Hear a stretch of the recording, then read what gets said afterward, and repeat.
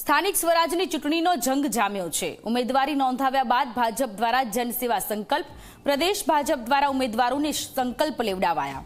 અમદાવાદ, વડોદરા, સુરત અને રાજકોટમાં કાર્યક્રમનું આયોજન કરાયું છે। સંકલ્પ કાર્યક્રમમાં મોટી સંખ્યામાં ભાજપના કાર્યકરો ઉપસ્થિત રહ્યા। અમદાવાદમાં મુખ્યમંત્રી ભૂપેન્દ્ર પટેલે સંકલ્પ લેવડાવ્યા તો વડોદરામાં નાયબ મુખ્યમંત્રી હર્ષ સંઘવીએ સંકલ્પ લેવડાવ્યા। વડોદરામાં પ્રદેશ અધ્યક્ષ જગદીશ વિશ્વકર્મા હાજર રહ્યા તો સુરતના કાર્યક્રમમાં કેન્દ્રીય મંત્રી સી.આર. પાટીલ ઉપસ્થિત રહ્યા। તો ગઈકાલે ઉમેદવારી નોંધાવી અને પછી આજે 4 મહાનગરોમાં સંકલ્પ લેવડાવવામાં આવ્યા છે। ભાજપનો જનસેવા સંકલ્પ અમદાવાદમાં મુખ્યમંત્રી ભૂપેન્દ્ર પટેલ કે જેમણે સંકલ્પ લેવડાવ્યા છે। તો આ સીધા દ્રશ્ય 4 વડોદરા, સુરત અને રાજકોટના આ દ્રશ્ય છે કે જ્યાં ભાજપના ઉમેદવારોએ આગામી 5 વર્ષ લોકોની સેવા કરવાના સંકલ્પ લીધા।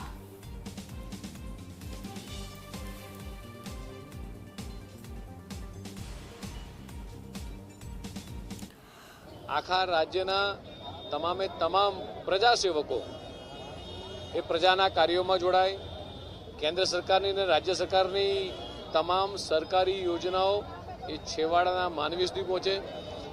વિકાસ ગામડાઓ સુધી, દરેક વિસ્તાર સુધી વિકાસ પહોંચે એ દિશામાં રાજ્ય સરકાર અને કેન્દ્ર સરકાર કામ કરી રહી છે।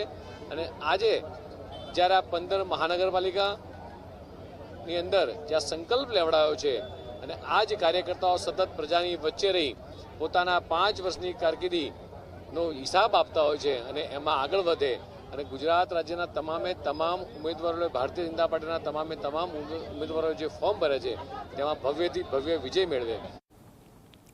તો અમદાવાદમાં ગઈકાલે ઉમેદવારી નોંધાવ્યા બાદ આજે મુખ્યમંત્રી ભૂપેન્દ્ર પટેલની ઉપસ્થિતિમાં ઉમેદવારોએ સંકલ્પ લીધા છે। આ દ્રશ્ય મુખ્યમંત્રી ભૂપેન્દ્ર પટેલ દાદા કે જેઓ લોકોને સંકલ્પ લેવડાવી રહ્યા છે ઉમેદવારોને। ભાજપના 192 ઉમેદવારોએ આજે જનસેવા સંકલ્પ લઈને ઝંઝાવાતી પ્રચારની શરૂઆત કરી છે। ત્યારે મારી સાથે એ વેજલપુરના ધારાસભ્ય જોડાયા છે, તેમની સાથે વાત કરીશું। શું કહેશો, આજથી આ ઝંઝાવાતી પ્રચારની શરૂઆત આપની એ વિધાનસભાની અંદરના જે વોર્ડ છે સરખેજ, મક્તમપુરા, એક ત્રિકોણીયો ચોકોણીયો જંગ ત્યાં છે, અઘરું છે, કઈ રીતે મેનેજ? સરખેજ, જોધપુર, વેજલપુર, મક્તમપુરા અને બોડકદેવના અમુક બૂથો આ વેજલપુર વિધાનસભા છે। વેજલપુર વિધાનસભા ભારતીય જનતા પાર્ટી માટે હંમેશા ગઢ સમાન રહી છે। વિકાસની દિશા એ ચોક્કસ રીતે આગળ વધી છે। જનતાની ઈચ્છાના જે કામો છે એ લગભગ કામો એ ઘણા બધા પૂરા થઈ ગયા, મોટા ભાગના પૂરા થઈ ગયા।